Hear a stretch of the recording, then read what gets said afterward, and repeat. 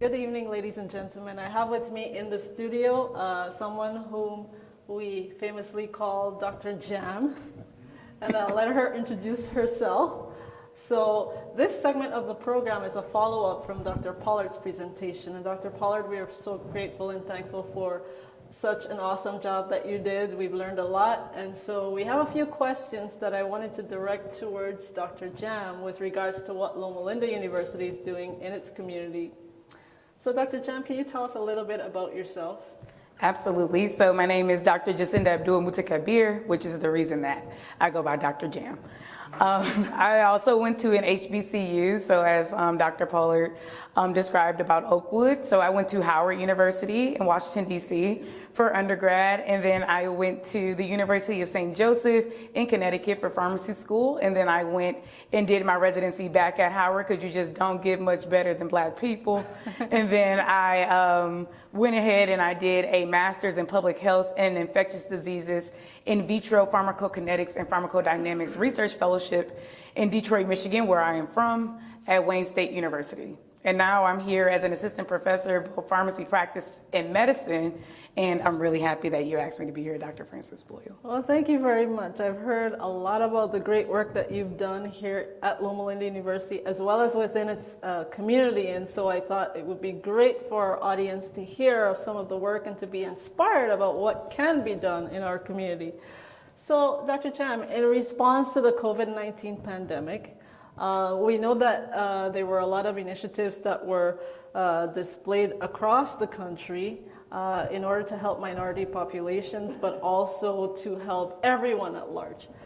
Can you tell us a little bit about what has been done? I know that our very own Loma Linda University launched an initiative where we set up a COVID-19 clinic, mobile clinic here at the Drayson Center, and many of you are probably very familiar with that story. You've heard of many people that came, so I just wanted Dr. Jam to tell us a little bit about her experience. Can you tell us a little bit about your experience while serving there at the Drayson Center? Absolutely. So so Loma Linda had the Drayson Center. So San Bernardino County is actually the fourth largest county here in California. And then the Drayson Center, we were the only major vaccine site in San Bernardino County. Loma Linda was with the Drayson Center.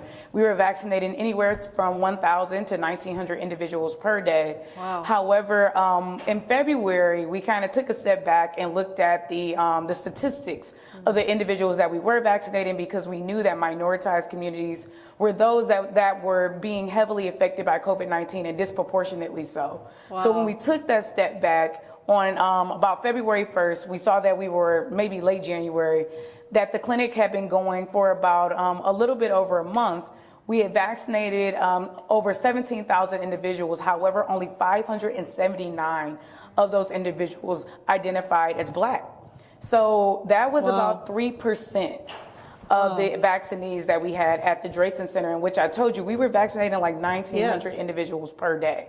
Yes. And we knew that was just so clearly disparity. Exactly. It was so clearly a disparity in what it is that we were seeing being hospitalized right here at Loma Linda, within other institutions within California. I believe that in California there were about 20 to 25% of individuals that were Black that were hospitalized. However, Black individuals represent 8% of the population here in California. 8%. Wow. So we knew that we needed to do something, and Loma Linda launched a community vaccination effort, which was supported by Dr.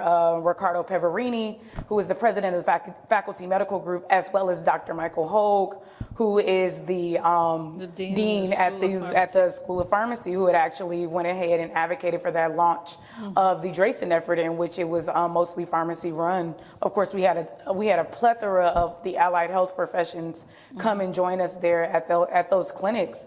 And then we were able to go into that community. But what I really like to talk about is just how concerted and how concentrated our efforts were. So we knew that when we went into this community effort to maximize and to overrepresent a clearly underrepresented population, that it would be important for us to make sure we had individuals of minoritized communities that we have right here at Loma Linda be at the forefront of this effort. So I hope that you all, if you aren't familiar with Dr. J.C. Belliard or Dr. Juan Carlos Belliard, with our CAPS department here at Loma Linda, and our assistant vice president for community engagement, and get familiar with him because he's amazing, one of my favorite people in life. Yes, he is. But he really leveraged those relationships that Loma Linda has worked so hard, and I'm an implant here, so I was able to assimilate into that. But he really worked hard to leverage those relationships that we have with the faith leaders community. in the faith community to go ahead and really get the process started. So we began doing what we called faith summits, COVID-19 faith summits. Oh, wow. And Dr. Belliard would lead the summit, and he would talk about just the impact of COVID-19 and minoritized communities. And we had Dr. Bridget Petit, who is in the School of Psychology, a Black woman, and she would go ahead and she would just talk about just the fear that goes into being vaccinated. What does that mean for being vaccinated? And she talked about the Tuskegee experiment and really dove into why it is minoritized communities are hesitant. Yes. And then they really opened up the gate for me, someone that has a specialized training in infectious diseases. I told you guys I do in vitro research. Yes. So that means that I've looked at resistance mechanisms and things of that sort. But more, I'm a pharmacist, but I'm a scientist first. Yes. So I'm able to translate that information and really just talk about the vaccines and communicate with the community. But then Loma Linda went that extra effort. And then they said, okay, Dr. Jam, we want you to be the pharmacist on the ground at these vaccine clinics. Wow. So now when we have these individuals that we've talked to in these faith summits, and not only am I on the ground, Dr. Belliard's on the ground there. Dr. Petit is on the ground there. When those patients come, they hear my voice. If you guys hear it now, it's distinct.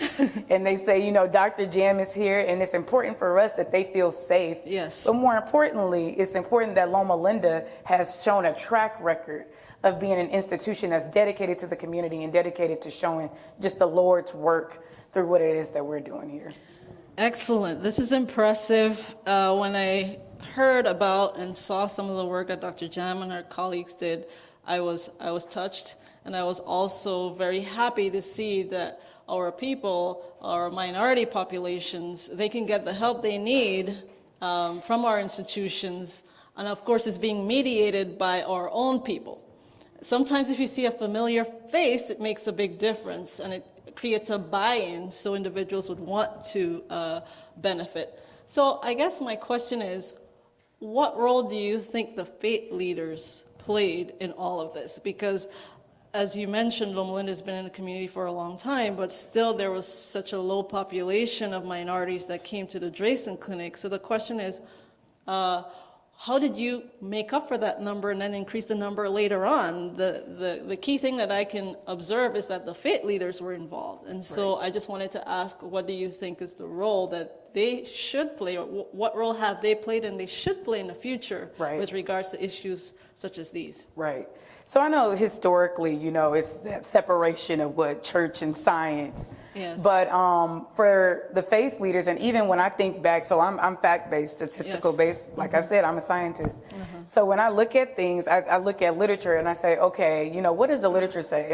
And I actually read an article when we published our methods, and it talked about how individuals that identify in minoritized communities are more likely to talk to their pastor about anything before they go to a physician, before they go to a pharmacist, before they go to any other healthcare provider.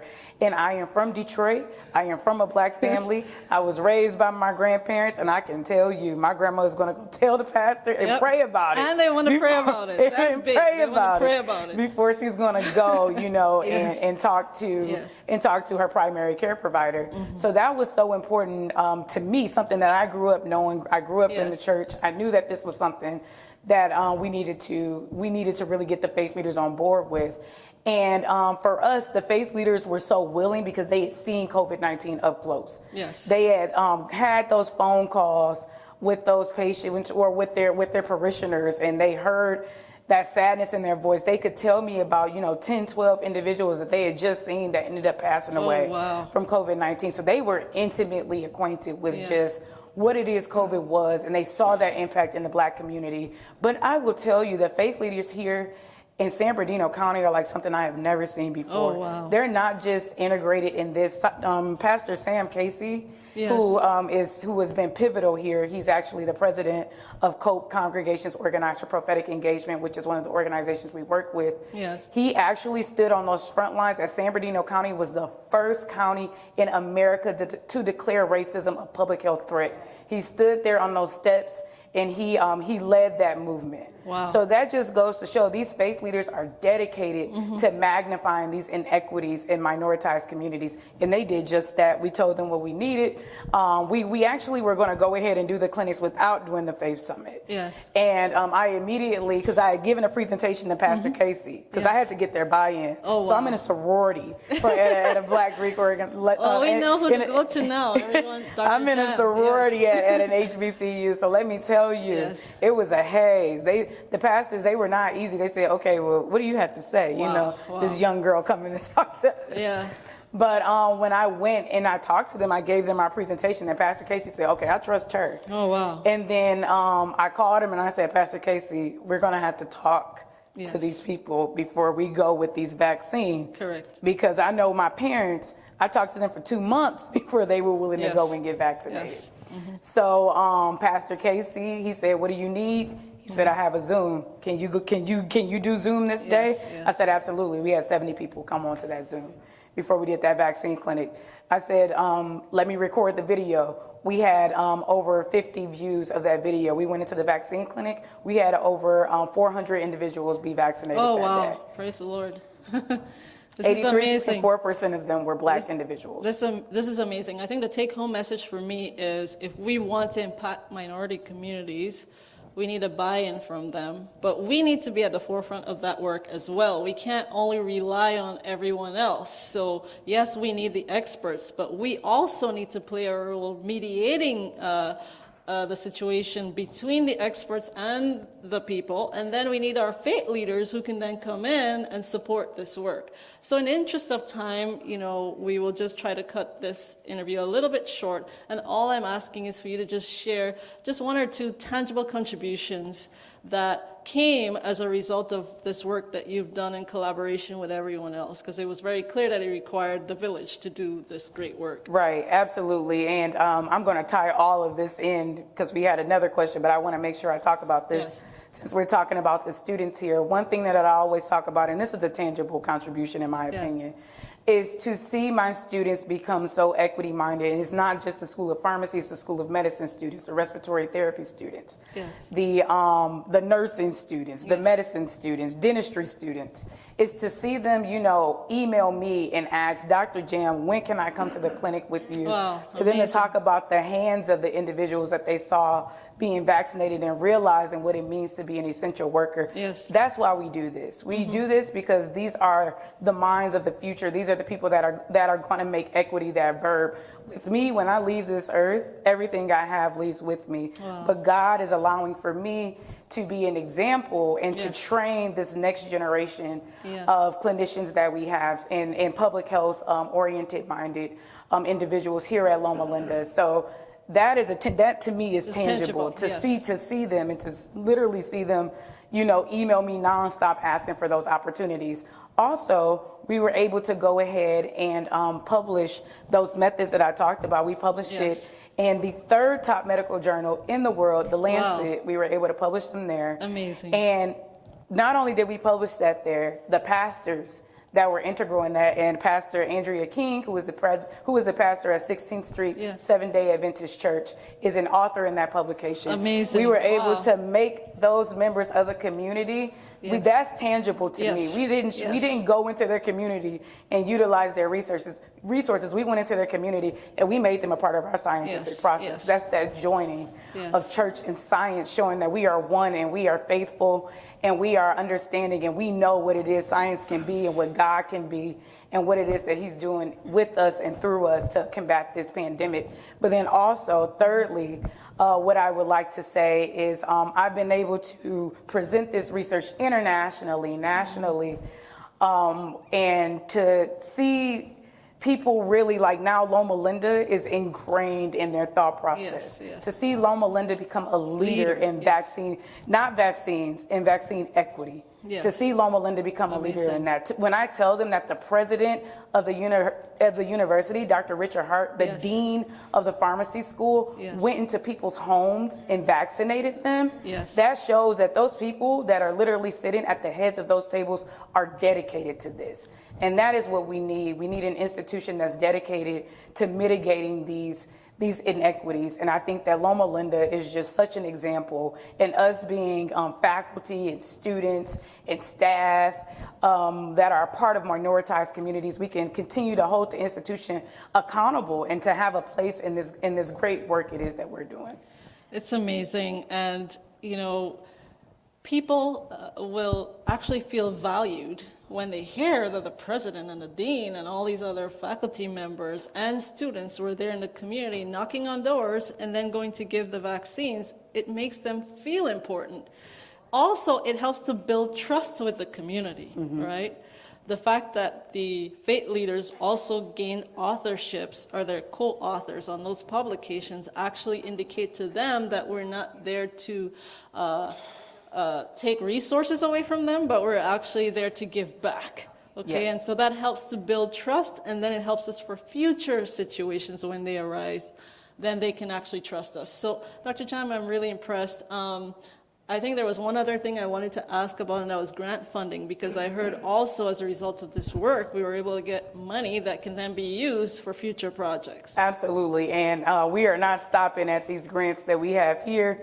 Our hope is to keep going. We want to, go forth with hopeful NIH funding to really, we want to make this a reality and to continue to go into these communities. But so forth, I actually was able to partner with the School of Psychology with Dr. Lister and then Dr. Susanna Montgomery. And we're actually going to go ahead there and we have work in Sierra Leone where we're going to use the methods that we developed here at Loma Linda with increasing vaccine equity to equip their community health workers with vaccine confidence there. Yes. And then we also have received funding to do strike teams, which is basically smaller teams where we go into nursing homes and into the homes because now, the attitudes behind vaccines are changing, so our attitudes behind how we give them need to change as well.